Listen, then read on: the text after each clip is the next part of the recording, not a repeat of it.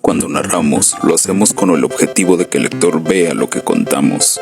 Queremos colocarlo en medio de la acción para que la sienta, para que se sumerja en ese mundo ficticio que estamos inventando. Por eso debemos contar de manera concreta, no abstracta. Veamos el siguiente ejemplo. La persona conducía su vehículo mientras comía. De golpe vio un animal en medio de la vía. Desvió el vehículo y chocó contra un obstáculo. Se escuchó un ruido estrepitoso.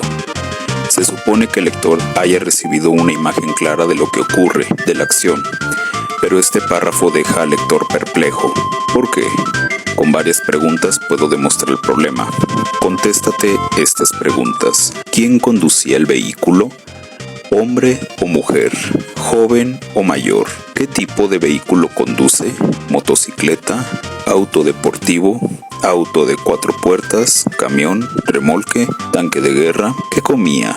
¿Tortilla? ¿Salchicha? ¿Hamburguesa? ¿Paella? ¿Pizza? ¿Lasaña? ¿Una barra de chocolate? ¿Qué animal se cruzó en el camino? ¿Un gato? ¿Un perro? ¿Una vaca? ¿Un león? ¿Un elefante? ¿Una víbora?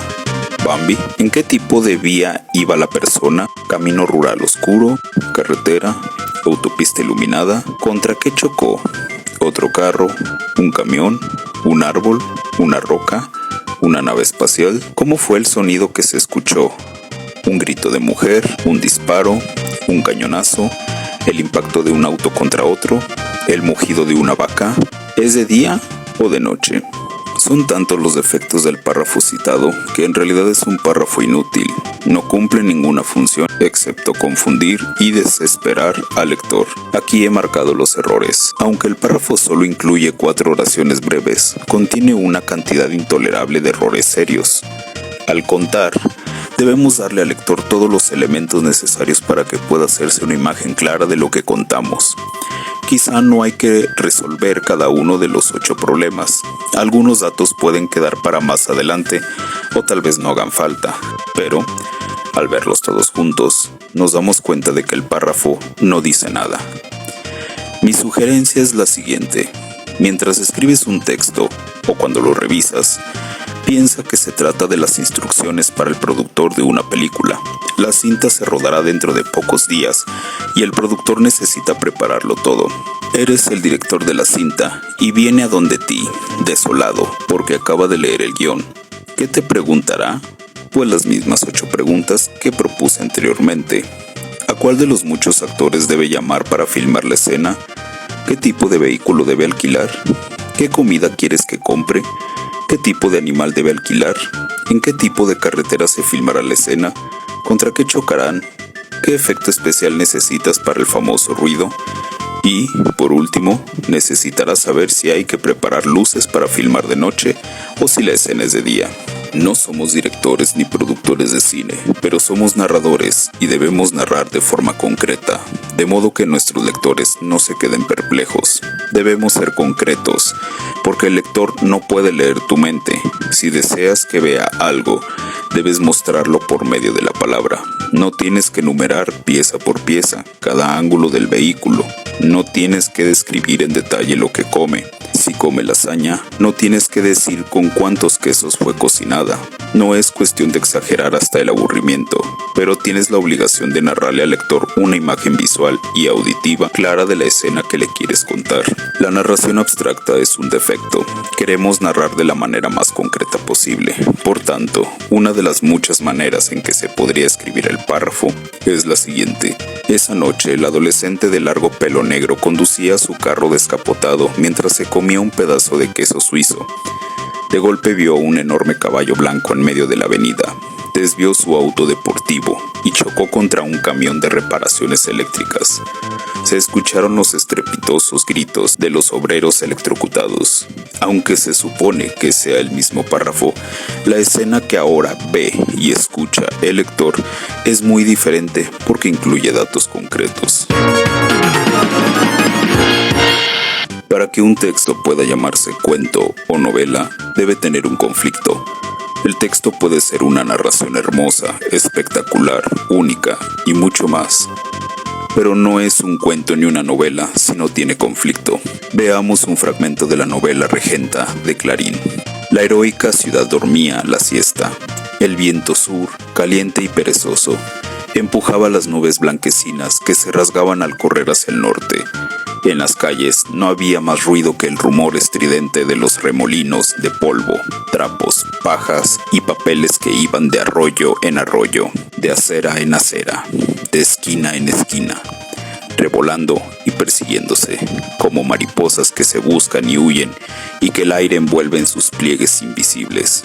Cual turbas de pilluelos, aquellas migajas de la basura, aquellas obras de todo se juntaban en un montón, parábanse como dormidas un momento y brincaban de nuevo sobresaltadas, dispersándose, trepando unas por las paredes hasta los cristales temblorosos de los faroles. En este largo fragmento se describe una ciudad, punto. No hay conflicto de ningún tipo. De esta misma manera el autor puede continuar durante 5, 50, 100 o 1000 páginas. Mientras solo describa la ciudad, a los personajes, al paisaje, etc., el texto podrá llamarse estampa, memoria, impresión, anécdota, leyenda, mito, biografía, crónica, epístola, poema en prosa o cualquier otra cosa, pero no será cuento ni novela. Podemos hablar, por ejemplo, de estampas campesinas, urbanas, rurales, industriales, etc. Una estampa campesina puede consistir de 20 páginas que describen la vida en el campo. Se explica cómo son las casas, las camas, la comida, la rutina de trabajo, etc. Pero no hay más. No existe un conflicto central. La estampa es un retrato que no tiene el objetivo de crear un cuento o una novela. Un conflicto puede ser épico, puede involucrar a varios países o al mundo entero. Puede conllevar la transformación o muerte de muchos millones de seres humanos. Un ejemplo sería una novela sobre la invasión de Rusia por parte de Alemania con 4.5 millones de soldados y la muerte de 26 millones de rusos como resultado de la invasión. O el conflicto puede ser mucho menor, bastante cotidiano, como el hecho de que a un niño se le pierda su juguete favorito o que una mujer tenga una piedra en su zapato. Al fragmento de Clarín, usado anteriormente, se le podría hacer un cambio menor para convertirlo en el comienzo de una novela o cuento. Veamos. La heroica ciudad dormía la siesta, sin que ninguno de sus vecinos se hubiera percatado del fuego que comenzó en la sacristía y ya se extendía hasta los bancos de madera de la iglesia, chamuscaba la puerta principal y reptaba hasta los establos abarrotados de paja y heno. El viento sur, caliente y perezoso, empujaba las nubes blanquecinas que se rasgaban al correr hacia el norte. En las calles no había más ruido que el rumor estridente de los remolinos de polvo. Al añadirle un conflicto al texto inicial de Clarín, ya lo hemos convertido en el comienzo de un cuento o de una novela, porque ya comienza el conflicto problema. La ciudad podría quemarse. Veamos otro ejemplo. Coloco aquí un resumen. Papá compró un carro nuevo. Invitó a toda la familia a visitar el campo. Salieron papá, mamá y las 2 hijas adolescentes. Por el camino vieron montañas muy bonitas, planicies muy bonitas. Llegaron a una finca en el campo.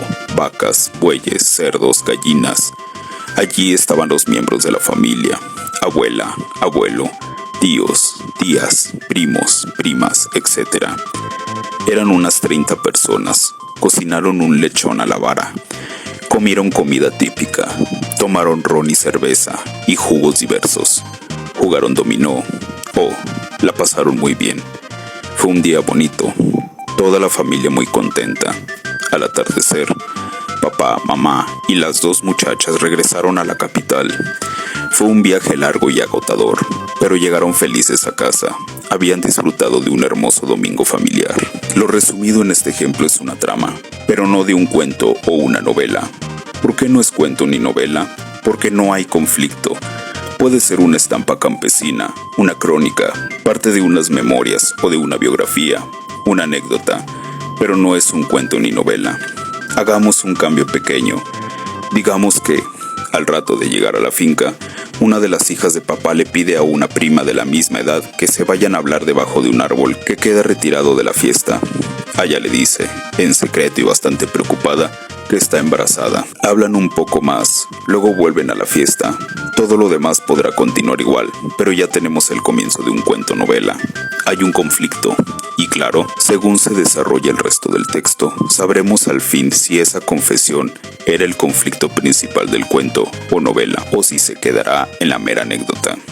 En resumen, un texto que pretenda ser cuento o novela, pero que no tenga conflicto, es un texto defectuoso. Por último, los autores siempre buscan retos. La regla del conflicto está escrita en piedra y es irrompible. Pero, en el caso de buenos escritores que saben lo que hacen, hay cuentos que pueden dar la impresión de no tener conflicto, pero no es cierto. Son conflictos muy sutiles, pero existen. La mayor parte de las veces no es necesario, ni prudente, ser demasiado preciso cuando narramos. Es necesario, por supuesto, ser concreto y darle al lector la información que necesita para ver la escena que estamos contando, pero hay que evitar el exceso. Veamos el siguiente párrafo de una escena en que una detective entra furtivamente, de noche, a la oficina oscura de un sospechoso. La detective Pérez se dobló hacia el frente y buscó en un archivo que estaba al lado del escritorio color caoba, con bordes plateados, de 74 centímetros de alto y 110 centímetros de ancho. Con la mano izquierda abrió la gaveta y con los dedos de la mano derecha empezó a separar las carpetas. Durante 8 minutos miró los nombres y los apellidos de 115 pacientes. Luego giró el cuerpo completo hacia la izquierda, de frente a la puerta, y la miró durante 20 segundos, sin moverse. Luego dio 15 pasos hasta la salida. Agarró el pomo plateado de la puerta con la mano derecha, la giró hacia la izquierda, jaló la cerradura y abrió la puerta. Entonces salió de la oficina y con la mano izquierda apagó la linterna de mano roja que siempre llevaba en la cartera. En este ejemplo, tomado de un ejercicio real, podemos identificar una cantidad alarmante de datos innecesarios que alargan la narración y aburren al lector. No es necesario decir que se dobló hacia el frente. Dentro del contexto, es obvio, no se va a colocar de espaldas al archivo y doblarse hacia atrás. Cuando se lleva a cabo una acción ordinaria, no es obligatorio especificarla. Si por alguna misteriosa razón la protagonista decide colocarse de espaldas al archivo, pararse encima del archivo, arrodillarse frente al archivo o buscar dentro de la gaveta de cualquier otra manera que no sea lo normal, entonces hay que explicar por qué decidió brincar encima del archivo y, desde una posición incómoda, buscar dentro de la gaveta. Esto hay que justificarlo narrativamente para que sea verosímil. Es acróbata, extraterrestre, loca, pero cuando la acción es ordinaria, no hay que contarla con detalles excesivos. Si una mujer policía entra a buscar una carpeta en un archivo, no hay que describir en detalle el color, la altura y el ancho del escritorio que está al lado. Si hay alguna razón especial para describirlo, pues se describe. Pero para una escena breve como esta, en la que solo hay una búsqueda rápida dentro de una gaveta, la descripción es innecesaria porque no aporta nada a la trama. No es necesario decir que abrió la gaveta con la mano izquierda, ni que usó los dedos de la mano derecha para separar las carpetas. Con decir que empezó a leer los nombres en las carpetas es suficiente, a menos que la detective esté herida, tenga un brazo fracturado, sea manca o tenga algún otro problema con las manos. No es necesario tanto detalle. Suena demasiado matemático decir que durante 8 minutos exactos leyó nombres y apellidos de 115 pacientes. Primero, da la impresión de que el narrador está contando la historia con un cronómetro en la mano. ¿Por qué tanta precisión? Tampoco hay que decir que leyó nombres y apellidos. Es evidente. Basta con decir nombres. Además, al decir 115 pacientes, da la impresión de que el narrador tiene alguna obsesión con las matemáticas. También dice que giró el cuerpo completo hacia la izquierda. ¿Aporta algo a la trama esta precisión? Hay que decir a la izquierda. ¿Cambia la trama si la detective gira a la derecha? Además, cuando se gira el cuerpo, naturalmente es el cuerpo completo, a menos que se trate de la protagonista de una película de horror o de contorsionistas. Por tanto, es evidente. Al decir 20 segundos y 15 pasos, nuevamente da la impresión de que el escritor está cronometrando la acción de la trama, lo cual le resta naturalidad a la narración. Se indica que la protagonista agarró el pomo plateado con la mano derecha, la giró a la izquierda y apagó la linterna con la mano izquierda. Nuevamente, la pregunta que debemos hacernos es, ¿qué aporta la trama? ¿Que el pomo sea plateado o dorado? La mano con que fue agarrado, hacia dónde giró la mano. Estos son ejemplos de excesos de precisión, lo cual aburre mucho al lector porque le obliga a leer un montón de sandeces innecesarias. A menos que sea fundamental para la trama, es mejor usar términos más humanos y menos matemáticos. En vez de 8 minutos, puede decir durante varios minutos, un buen rato, pocos minutos, etc. O se puede decir, sintió que habían transcurrido 8 minutos y que ya debían salir, pero decir 8 minutos a secas suena como una competencia olímpica y no como una narración literaria. Por último, hay veces en que, debido al exceso de información, dejamos fuera detalles realmente importantes que harán dudar al lector. Por ejemplo, al final del párrafo nos enteramos de que la detective se iluminaba con una linterna de mano, pero este dato ahora nos resulta contradictorio. Si ella abría tal gaveta con una mano y luego usaba la otra mano, ¿dónde llevaba la linterna? ¿En la boca?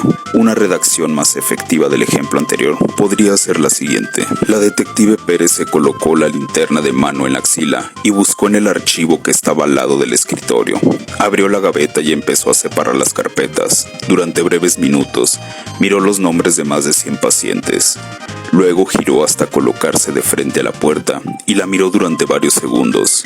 Sin moverse, de pronto, con muy pocos pasos, llegó hasta la puerta, abrió y salió de la oficina. Apagó la linterna roja que siempre llevaba en la cartera. Por el momento es todo en este video. Procedo a retirarme, así que apago la luz y cierro la puerta.